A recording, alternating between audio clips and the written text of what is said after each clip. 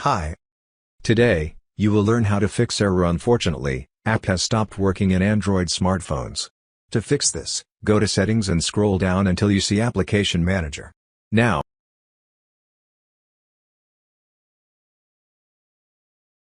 choose the app which is giving this error.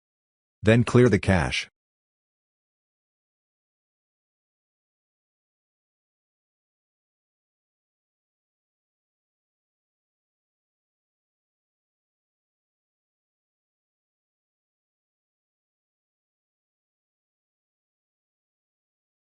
If the problem still exists, go to Google Play Store and force stop the app and also clear the cache files.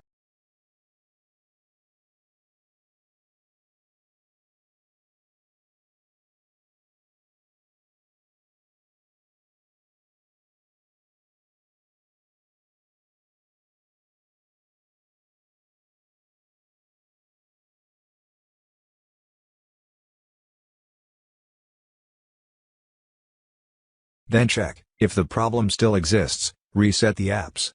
This will definitely solve the problem.